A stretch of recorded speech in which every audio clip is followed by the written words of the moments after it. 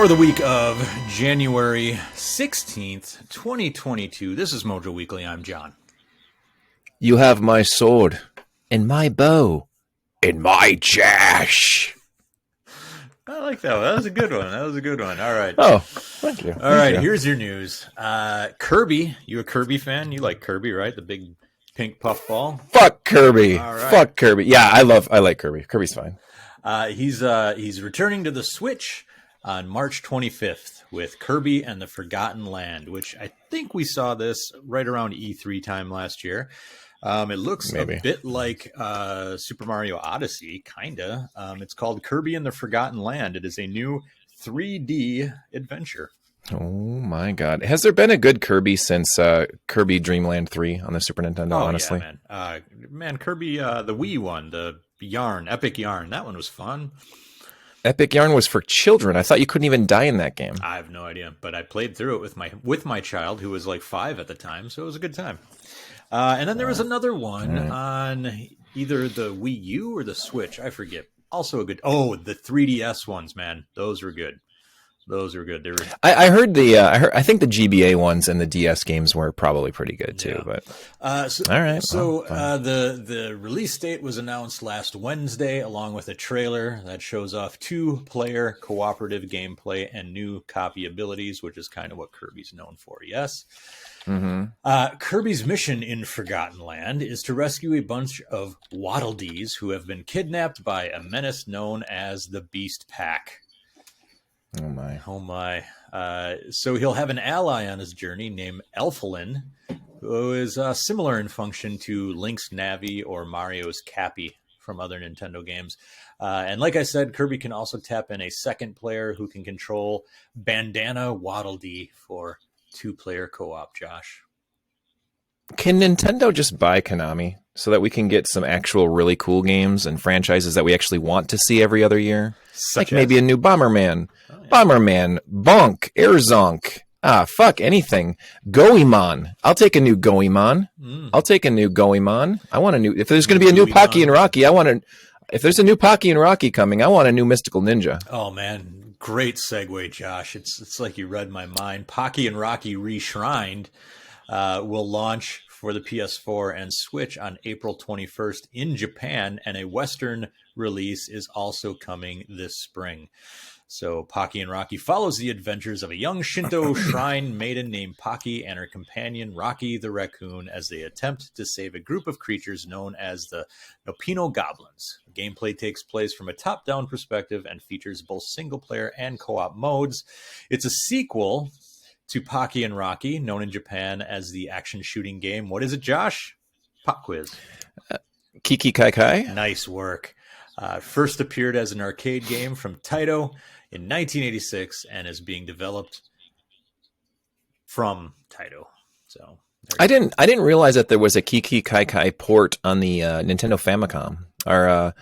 Our good friend Pickle Friction pointed that out to me. He's got it on the disk system. I didn't realize that. I thought the only port of the arcade game was on our beloved PC Engine. Yeah. But I guess not. I guess there was Famicom, then PC Engine, and then, Pocky and Rocky 1 and 2 on the SNES. So indeed. Cool. I think I rented Pocky and Rocky from Lincoln Video in Merrill. On the I likely did too. That means the same cartridge entered both of our bodies. What is that? Eskimo twins? Is that what it's called? I don't know. I think so. Anyway, Valve has announced its delivery estimations of the Steam Deck are on track. The update, which was posted on the Steam community site, gives the good news that the first batch of handheld PCs will ship in late February. So if you happen to have a pre-order down on a Steam Deck, you can check your personal delivery date on the Steam Deck store page. Do you have one coming? No, not yet. Not yet. I held off. This was the one thing that I was like, I'm going to wait and see. And now that I'm starting to see hands-on impressions from people who have advanced units because they work for developers or maybe they're in the games press, I'm kind of wishing I would have jumped on it. Damn, you should have jumped. You see, instead of getting your first Steam Deck, you went with your 5th Switch? It's dumb, John. Yeah. I'm a dumb. So working on identifying which games will work best on the Steam Deck is also well underway. The blog post says that in parallel, working and testing for the Steam Deck Verified program has been underway. You'll soon be able to see Deck Verified status for a growing set of Steam games. We're checking 4 major categories: input, seamlessness, display, and system support. Knowing which game will work on your shiny new hardware will be invaluable, especially for early adopters testing the limits of their Steam library. Very cool. Very cool, man. So, Josh, it's a slow news week. So that is it for our news. It is time for the new releases. We actually have some games this week. It's crazy. We've got more than like 2 games. You ready? I'm ready. I don't know who asked for this, but Shadow Man has been remastered and it's coming to the Switch. What? Yeah. What? I don't know. Huh. Shadow Man. Yeah, we got that. We got freaking Turok the Dinosaur Hunter, all that shit. Just like people are bringing these games back. Anyway, Nobody Saves the World on all the Xboxes and PC. Nobody Saves the World. Nobody Saves the World. River City Girls coming to PS5, so that's good for PS5 owners who haven't played it yet. Fun game. Expeditions Rome for PC. I like the name of this one. I'm just going to say that it's probably a puppy game where you take pictures of them. It's called Paparazzi. Wow. Coming to all Xboxes and the PC. I don't know if that's what it is, but if it's not, that's what it should be. And if it's not, we should make it. Just taking pictures of puppies. Rainbow Six Extraction coming to everything except for Switch. And when I say everything, I mean Stadia as well. What? What? Rainbow Six? That's crazy. The sequel to Josh's favorite game of all time, one that he spent countless hours pumping quarters to in the arcade. This week, coming to all consoles, all systems, including Stadia and Switch, Windjammers 2. I was thinking it was going to be that. Yeah. I was thinking Windjammers. That's a callback. Yeah. That's cool. In the business, we call that a callback. Don't call it a callback. Baby Storm coming to Switch. Just for Baby Storm. Baby Storm. Nobody puts Baby Storm in the corner. And then finally, heyo, Mousecraft coming to the Xbox One and Xbox One only. Mousecraft. So yeah, Xbox One, not this new. No, the new Xbox. Probably backwards compatible, but you know, or forward compatible. So you'd mentioned River City Girls 2 coming to the PS5 now. If I had that on my River City Girls 1 to the PS5. Okay. So River City Girls 1 coming to the PS5. But if you have it on PS4, I believe you can play it on your PS5, right? I would imagine. Maybe it's just super enhanced. I don't know. A super enhanced version. Ray tracing and shit. I'm sure it's got that. Fuck you, Cyberpunk. It's time for some River City Girls 1. That's right. All right. Next up, we got Dale and his retro recap. Hey, MoJoWeekly listeners, this is Dale, and welcome back to this week's recap of the latest retro re-releases, remasters, and remakes. As always, credit for this goes to GSK from Retronauts.com and LimitedRunGames.com. Let's get to it. The only physical retro release this week is the physical version of Castlevania Requiem for the PS4 from Limited Run Games. This first hit digitally a couple years ago, and it collects Rondo of Blood and Symphony of the Night, 2 of the most well-regarded Castlevania entries in the series. And the classic and ultimate versions of this game will be going for $65 and $175 respectively, or you can get the standard edition for $35. Of course, this being Limited Run Games, the deluxe, classic, and ultimate versions include their standard bonuses like posters, CD soundtracks, etc. But with the notable here being a coffin box the game itself is housed in to be designed off the save point room from the game. Moving on to digital releases, Gunnail is the Arcade Archives release this week, and it is the current background music you are listening to. It is a vertical shmup from NMK and Tecmo that first hit arcades in 1993. The main unique thing that differentiated this shmup from the rest is a unique scoring bonus when applied on a ship's last life. Moving on to the Gmod Archives release this week, and we have Kamura Kamagami to Chirigiri Sha and that is out on the Switch Japan for 500 yen. It first hit Japanese mobile phones in 2009, and it is a fleshed-out RPG set in Japanese mythology. Hitting the Switch this week for $10 is SNK vs. Capcom Card Fighters Clash for, $8. Now this game includes both the Capcom and SNK versions of the Neo Geo Pocket Color Cult Classic. And this game sees players collecting cards to battle it out against each other in a simple yet addicting card battle mechanic.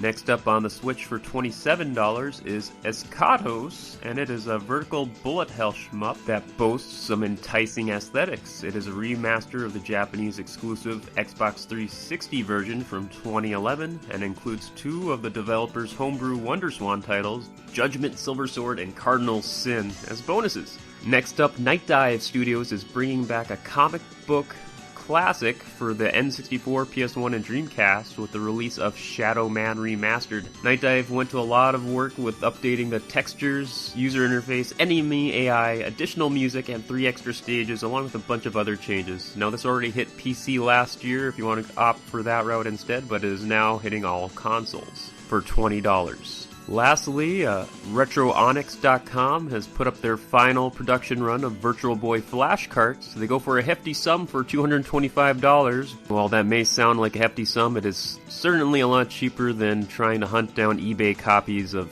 Jack Brothers. And with that wraps it up this week. Check out MoJoMenace.com for the forum listings for this, for more notes on this week's releases. Back to you, John and Josh.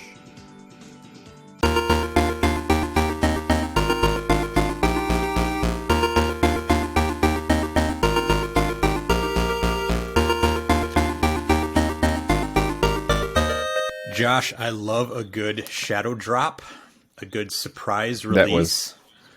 Yeah. And we got a doozy this past week, just the other day on the Switch.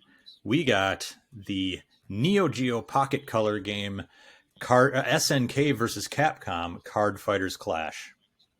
What a crazy time to be alive. I know, and right? It's coming back out on your Nintendo Switch. Mm-hmm. And just think, take a little trip back here now. Think about when Capcom and SNK decided they were going to make a series of games together. Like, holy fuck, 90s me was like, how is this possible? Like, is this really happening? And we got, Capcom versus SNK, and then Capcom versus CVS2 that Capcom put together. And I was like, well, that's pretty good. And CVS2 is an A-plus fucking fighting game. It is wonderful. Yeah, it is so well done, well balanced. And then SNK was like, oh yeah? Well, wait till you see what we got. And they did SNK versus Capcom. I don't even remember whatever it is, the Neo Geo, the official arcade release of it. And man, was that underwhelming. I was so disappointed. I was like, this is like a fucking C-level game. Like, what were they doing? The Capcom characters did not feel like Capcom characters. The SNK characters, they felt like shit too. It was just like, what is happening here? Yeah, so and for whatever reason, you went back to Windjammers and said, fuck it. I said, fuck this. I'm going to play Windjammers for the rest of my life. Yeah. But somehow SNK put their A developers on what they put out on that little itty-bitty Neo Geo Pocket Color, and holy shit, are those games fantastic. The SNK versus Capcom games they put out on that little Neo Geo, gorgeous. Indeed. And that's Card Fighters Clash, man. So I think you probably have more experience with this game than I do. I dabbled in it a few years ago via emulation. Oh, really? And I didn't really get into it until it came out the other day. And in the two-ish days that it's been out, I've played it for 6 hours. I'm obsessed with this thing, man. I love it so much. Isn't it wonderful? Yeah, I've been looking at like wikis with like strategy tips, and I just love the artwork. I like card games in general. And so I'm a big fan of there's a physical card game called Yomi, which is basically like, Street Fighter the card game, and it's awesome. It's maybe my favorite like physical like tabletop game. And I've always liked games like Culdcept, Sure. So you're a big Yu-Gi-Oh player. I'm not a big Yu-Gi-Oh player. I do like playing Pokemon with my kids if they weren't such little brats and would actually play it with me, but they don't anymore. They're too old for it. They just, they're too cool for it now. But anyway, so this game, it's more than just a card game. So it's not like you just turn it on and you play a card game. It's also got like this mini adventure in it, right? So it's got kind of the Pokemon graphical style where you're this little kid who's wandering around the town and going to different competitions and challenging different people to a game of Card Fighters Clash, right? And all sorts of, fun and goofy dialogue and fun graphics and things you can find. And then there's also the collecting and trading crack addicting aspect to it, where you when you beat other characters, you get cards, then you can take cards to either a shop and trade them, or they have these card trading machines where you just plug in a few cards and then one randomly spits out at you. Because of course all the cards are graded differently. They're ranked, of course, they're ranked D through S, so D, C, B, A, S from low to high as far as their rarity. So of course you want to get all the rare cards that you can. And it's a simple game, but it's also one of those simple to learn, difficult to master kind of things. There are different strategies that you quickly learn after getting your ass whooped a few times. You're like, oh, I get it. I shouldn't just destroy every card on my opponent's field. I should strategically take them down, right? And so, I mean, there's a lot to it. There's so much to it, Josh, that I've been obsessed with it over the past few days. How long you been? It's crazy. I probably play it once every year or two, and I've been playing it since it came out. I got it on the original Geo Pocket Color. I got the transfer cables with my Dreamcast, so I could play CVS2 and unlock special cards and stuff by transferring between the two. I even got two of my friends had a Neo Geo Pocket Color, so we played together. Playing against each other with the transfer cable between the two Neo Geo Pocket Colors, and that made games very slow, by the way. That transfer cable, a turn took a solid minute, so it wasn't very fun. But yeah, I love it. It's a great game. I've actually been streaming it lately and got 5 out of the 6 coins already. And playing through it. It is an interesting game, and like you said, it's simple. And while it does take a lot of strategy, and it does take a lot of, you really got to strategize and put together a type of deck. And the nice thing about it is you can put together multiple decks too. So if you have a certain opponent that's got a very specific style, you can say like, I'm going to use all action cards versus characters, or whatever, to do straight direct damage to the to your opponent or whatever. But most of all, it has a lot to do with luck. And it has a lot to do with the AI or the system itself giving you a bullshit starting hand, which happens often. You just get your new cards and you're like, oh, I can't wait to bring out my 1000 Terry or my evil Iori or whatever. That's a 1200. Like, I can't wait to bring them out. And you never see them in your starting hand. Like, you'll never see any of those cards because the computer's a dick and it knows what you want and it won't give you what you want. But honestly, like, I can swear up and down that I think the number one key to winning at that game is to go first. Because if you get to draw first, you have, I would say, a 75% chance of winning every time. You definitely have an The other way around, you got to really strategize. And it's a great game. It's a lot of fun. So I'm just curious, what do you play, SNK or Capcom? Capcom. Do you? Yep. And I play SNK. I know. I figured when I was playing it the other night, I'm like, I bet you Josh plays SNK. Just because I'm more familiar with the Capcom characters. Sure. And makes sense. I had a great match. I think it was last night, where it was one of those. It's like the Pokemon gym leader, basically, where you mentioned the coin. Every gym or every store or wherever you go has someone who you have to battle to get the coin for that place. It was so those tend to be 3,000 point matches. And I was getting my ass smoked. I was down to like 300 hit points out of the 3,000, and my opponent had like 2,000, and I was like, I'm fucked. And I managed to come from behind and beat his ass, and I was so like happy. I was like, woo! That's the best feeling. It is.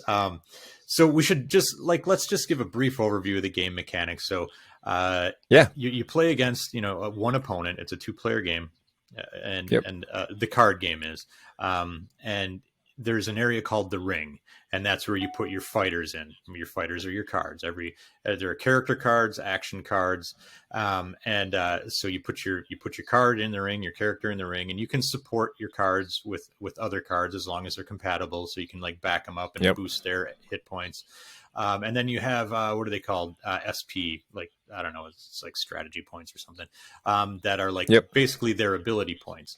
So certain cards, it costs those ability points to play those cards. Like the action cards, they all cost the SP. Some character cards actually, like I've got one, I forget his name, but I've got one where if you lay him down, that costs 10 SP. And I made the mistake of laying him down without checking my SP. And if you do that, he immediately dies. Like he commits suicide or whatever the fuck. Isn't that frustrating? Yeah. So the interface to this game is, from 1999. So there'll be a lot of going through menus. There isn't the quality of life stuff isn't great here. You will be going through menus, backing out menus. There's not a lot of quick actions you can take, but once you get the hang of the game, really great. I will say it's $8 on Switch, and if you buy it, I'm gonna say fuck the tutorial. Don't do the tutorial. I came out of the tutorial more confused than anything. I was like, this is impossible. And then I played a couple rounds, and I was like, okay, starting to get the hang of it. But the cool thing with these Neo Geo games on the Switch is if you hit the minus button, you can select the manual, and like a really, really well done recreation of the original manual is in there. And I read that manual from cover to cover, and now I'm like, okay, I get things like the backup stuff, because the backup stuff is explained for shit in the tutorial. Like, it's a little weird. And then there are a couple other things. There are a couple other things that I'm not quite 100% on, like you can tag team, like it's called a unity attack or something, and sometimes either one will attack first. Other times one has to attack first and the other one attacks second. That's one of the rules I'm still a little hazy on. I haven't noticed that when you unite attackers, you usually can just pick who you want to start with. So you pick the starting attacker, and then you pick the backup attacker. I should correct that. You can, when I'm defending against the unity attack, sometimes you're able to pick which one you want to defend against, which one you want to counter, and sometimes you have to counter one of them because it's got like a Roman numeral 1 on it, where the other one has a Roman numeral 2 or whatever. Right. And I'm not quite sure what. How that's I don't know. You're gonna have to show me that sometime, because I think whenever you defend a united 2 people, or even 3, because you can unite all 3. It just basically you defend first against whoever their first attacker is. And the crazy thing about uniting, and the way that it's such a good strategy in the game, is because if you know that they have 2 defenders and you only have 2 attackers, you can attack with both of your guys, and then they can be blocked by both of them. But if you want to for sure do damage to them, you can unite them together, and then he can only defend with one of them. And so it's 2-on-1. And then whatever's left over for body points that are left over, or hit points left over, it carries over to the player. And so you can do damage to them, just like Overrun in Magic or whatever. There's a lot of similarities to other card games in this, for sure. Yeah. It's really well built, well made, super fun. The graphics are super charming. That old Neo Geo Pocket color, charming, chunky, chibi style graphics that I just love. I can't recommend this enough. At $8 on the Switch, it's a steal. You got to buy it. And everybody's got a Switch, so go buy this game. Have a ton of fun. I think there are like a total of 300 cards or something you can collect, something like that. It's here's the thing that we got too in Japan towards the end, right before SNK went straight up pachinko. They did release Card Fighters Clash 2 on the Neo Geo Pocket Color. And there are fan translations out there, so I have played that a little bit. It's a little different, but it still has the same gameplay. So if you're looking for more Neo Geo Pocket Color Capcom versus SNK, or SNK versus Capcom games, there are fan translations out there. So when I said I played this game every couple of years, I always try a different platform each time too. So the original couple times I played it was on the original Neo Geo Pocket Color. Then I played it on my PSP Go, because I got an emulator for the Neo Geo Pocket Color on there, which is fantastic with the backlit screen, and I can grab it and go wherever I want. Obviously, the Switch is a better option now, and a legal option, obviously. But and also I played it on like Mednafen computer emulators and stuff like that. But you said that you enjoy a good tabletop card game. like that Street Fighter one. Yeah. If you want to really peel back and go traditional style card game, there is a project out there of guys that have made the actual Card Fighters Clash game out there. It's if you go to the website cardfighterproject.com, you can actually go and download and print your own copies of the game and play it with the same rules and everything. Guess what I did last night? Did you go and print them? I didn't print them. I downloaded all the files and sent them to my friend who works at a printing company, and he's going to get them printed for me. Can you make 2? I will pay you. I may or may not have asked him if he could make 2 copies, one for me and one for my friend Josh. Shit! That's amazing. He's actually he's not going to be able to print them for me, but he works with somebody who will likely be able to print them, and he said he's going to get me a quote on how much it's going to cost.